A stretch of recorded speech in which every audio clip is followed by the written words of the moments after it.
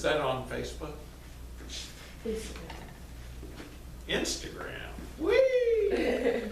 Hello, this is Dr. Scott Werner, and I'm going to be talking about collagen.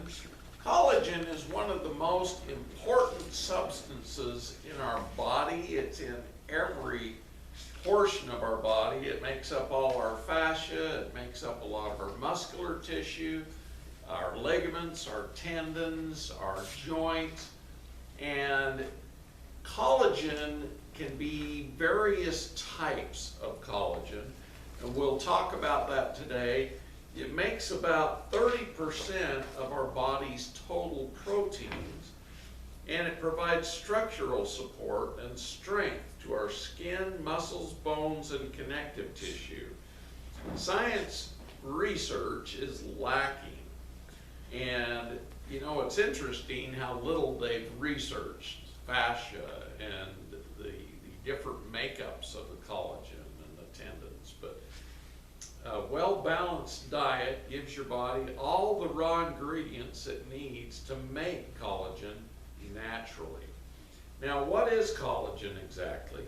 Collagen is the most abundant protein in our body. It accounts for 30% of our body's total protein. Collagen is the primary building block of our body's skin, muscles, bones, tendons, ligaments, and our joints and fascia. And fascia covers every organ in our body and every system in our body, every muscle in our body. So fascia is it's like an organ system of itself, the fascia is, and yet, you know, modern science hasn't really looked too much. And doctors, when you tell them fascia, they go, "What are you talking about?" You know, I mean, it's interesting because when I was in medical school, nobody talked about the fascia. They just talked about the linings of the organs and systems and different things. And so one of the important things that is about collagen, it has proline and what they call glycine in. These are two amino acids that are very essential in the body, and you can only get them through animal consumption. There's a few things in nature that do provide these in plants, mainly beans and legumes. And so, you know, unless you're eating those kind of things, you're not getting any of the basic building blocks of collagen. And when you look at different societies, you know, back when I was growing up, all the Chinese were very, very short. And the Hindus were very, very short. A lot of them didn't get much protein at all. In fact, some of them chose to be vegetarian. And when you're vegetarian, you don't get all of the building blocks for your collagen, and so your body doesn't grow as big. But nowadays, everybody's getting more collagen, and so everybody's kind of equalized out. And so now you see Chinese that are tall, and their children are getting tall, and even the Hindus are getting taller because they're eating a more modern diet with collagen, peptides, and different things in them. So collagen is in everything. As we age, our enzymatic processes of our liver and pancreas don't work as good. In fact, by the time we're 50, they're working at 50% of the production. You know, it's an easy number to remember, 50% lost by the time we're 50. And that's why a lot of people, after they're 50, they start losing integrity in their skin. They start aging, and their muscles, their tendons, their ligaments, their joints start deteriorating because of not enough ability to make collagen. So it's also in our guts. Now, a lot of the pesticides, herbicides, chemicals in our environment are making it difficult to make collagen in our bodies. Now, glyphosate was one of the first ones that caused problems. And if you eat grains that have had glyphosate put on them, the glyphosate actually stops your production of collagen, and because it's a viviside, and it stops the ability of our body to absorb minerals, because that's what it does to kill the plants. The weeds around is one of the first effects of glyphosate is it stops the absorption of minerals, essential minerals, into our bodies. And it causes us to lose minerals. Think of how many people are getting osteoporosis now, and problems with their ligaments, tendons. People are having spontaneous ruptures of their ligaments and tendons. And you know, the rate of Achilles tendon rupture has gone up exponentially. It even happened to me about 20 years ago. And I was just jumping off of a little cliff going down the subway in Zion National Park, jumping down into a pond. When I popped down in there, it was enough pressure that it burst my Achilles tendon. And luckily, I've repaired it using collagen supplementation. So, as we talk about collagen, it also strengthens the digestive system. In other words, it strengthens the energy and the strength of our intestines. One of the reasons we're getting more and more leaky gut is lack of collagen, because the collagen helps the tight junctions of the cells in the digestive system. And because of glyphosates and different other chemicals, we are seeing more small bowel problems, more problems with the colon, more problems with the stomach tissue, because they all have fascia and collagen in them. And when that gets weakened, it weakens the cellular structure of our whole digestive system and can cause bowel problems. And as you think about it, as we age, we get more diarrhea, more constipation, more problems, because lack of collagen makes us have little outpouchings. It's what causes diverticulitis. It causes colitis. It causes small bowel obstructions even, because our peristalsis moves through the muscular system of the small bowel, and when that is weakened, we lose that peristalsis. And you know, there's neurotoxins that also stop the peristalsis, so we get more constipation, more problems with our bowels, and we have to, you know, take more fiber, more of other things. But you know, our bodies were designed to live 900 years, believe it or not. But because of degradation of our bodies, degradation of our DNA, you know, the original humans had 24 strands of DNA and 12 double helix. Now we're down to 2 strands of DNA in one strand of one double helix.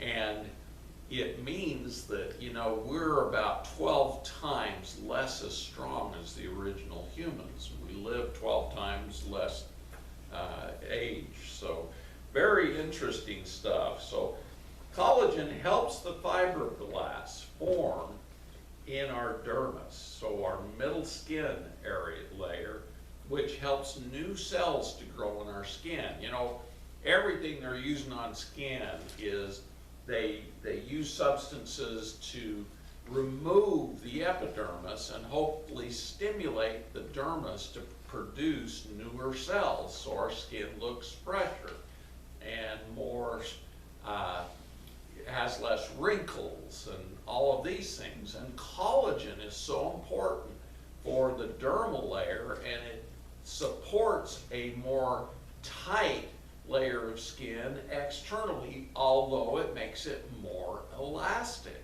So our skin, when we get older, it wrinkles and becomes harder and thinner. And collagen helps soften and make more elastic the tissues, and yet it strengthens the tissues. So it provides the protective covering of the organs, which is called the fascia, and it plays a role in replacing the dead skin cells, and it gives structure, strength, and elasticity to our skin, and it also helps our blood to clot, although it makes it clot more normally. Right, currently we're having tremendous problems with blood clots, and it's because of sharp little things that are floating around in our body called spike proteins. And many people are getting these either through shedding of those who are producing the spike proteins through the messenger RNA, or we are lacking collagen. And so if you're having problems with blood clots, you need to take collagen. And there are certain types that do things. We'll go on to the types. There's some 28 types of collagen that have been identified, and they differ by how the molecules are assembled. The cell components that are added and where the collagen is used in the body. All collagen fibrils have at least one triple helix structure. So a triple helix. I don't know if you've seen these videos of how the reptilian DNA has triple helix DNA. And so it's different than ours. Ours is double helix as humans, although there are humans who have triple helix DNA. And they are mutations from the reptilians. I know these sounds weird, but this is stuff I've learned over time. And the main 5 types of collagen and what they do is very important, because there's 5 main types of collagen. There's type 1. This type makes up 90% of our body's collagen. Type 1 is densely packed and used to provide structure to our skin, bones, tendons, and ligaments. Type 2, this type is found in the elastic cartilage, which provides joint support. So it's in our articular joints, you know, and even our shoulders and our hips and our knees, and we're having a lot of problems with people with their hips and shoulders and knees. In fact, during my career, hip surgeries were very rare when I was first starting out in medicine. In fact, they were only done occasionally. Now, 1 in 3 people has had either a joint in their shoulders repaired, their knees, their hips, because of the lack of this type 2 collagen. And it's been a big problem, and the biggest source of the type 2 is chicken, believe it or not, and the ends of the chicken bones. And as you think, that's the articular cartilage in the chickens, and when you consume it, you actually can digest it and make your own joints even better. Now, type 3 is found in muscles, arteries, and the organs, and it helps with the strength and energy of the muscle tissue, the strength and energy of the arteries, and the strength of the fascia around the organs. And so we're having a lot of penetration of organs by microorganisms, parasites, different things. And the fascia, this type 3 collagen, actually helps protect your arteries and your organs, and it helps protect your muscles against parasites, believe it or not. They can't chew through this type 3 collagen, but when we get a lack of it, they can chew through, and they've got more tissues to parasitize. Now, type 4 collagen is found in the layers of our skin, and it's very important for the elasticity. So type 4 collagen is very important for our skin's integrity. And you know, a lot of the collagens you get, if it's a plant-based collagen, there's only types 1, types 2, and types 3. And you don't get, with vegetarian collagen, the ones that actually strengthen your skin. So vegetarians get very saggy skin. And I mean, it's sad, but it's true. And so if you've got saggy skin, maybe you ought to think about getting some animal collagen. And we are omnivores. You know, when we've been taught to be vegetarian, it's because, you know, there's belief systems of not consuming animals at all. But the original humans were omnivores, which means we ate all kinds of things, including meats. And, you know, there's just different religious things that have come in that have caused people, or different thought forms, constructs that have made people stop eating meat, which is very important for the strengthening collagens. Now, type 5 is found in the cornea of your eyes, some layers of the skin which help with the integrity, the hair, and the tissue of the placenta. Now, when I was first an OBGYN, there was very few placental abruptions, or they cause problems with the placenta, and it can cause, you know, the placenta to break before it should, and you get the bleeding and problems with that, and it can kill the babies. Well, as I went on in my career, it became more and more common because we weren't generating the type 5 collagen. A lot of women went vegetarian, and this caused a weakening of the placenta. And the syncytial tissue is made of collagen. So what happens to collagen as we age? Our body produces less and less collagen.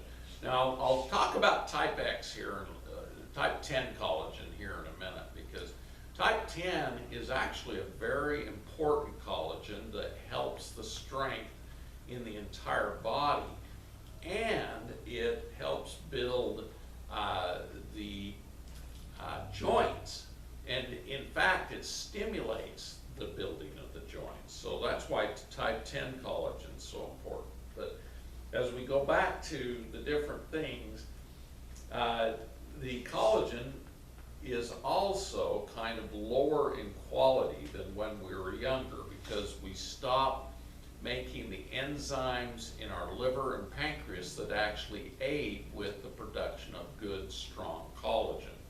So our collagen by the age we're 50 is 50% as strong as it used to be, and that's current. It used to be our collagen lasted our whole life, and our livers and pancreas worked really well our whole life. And now we're seeing more and more people with diabetes, which is a sign the pancreas is having problems. Many people are having liver problems. In fact, we've got a lot of viruses that affect the livers, including Epstein-Barr, cytomegalovirus, adenovirus. They actually cause a weakening of the liver and cause chronic fatigue. Chronic fatigue affects our collagen. Those viruses actually make it so that we don't produce the enzymes to make our own collagen. One of the treatments now for fibromyalgia, irritable bowel syndrome, all of the different collagen-related diseases is giving people more collagen. So, how can you tell if your body's collagen level is decreasing? It can't be measured. Most doctors, you know, ordering labs, they don't even have really good tests to test the amount of collagen. I mean, you have to do really specialized tests, and they tend to be quite expensive. And so we don't really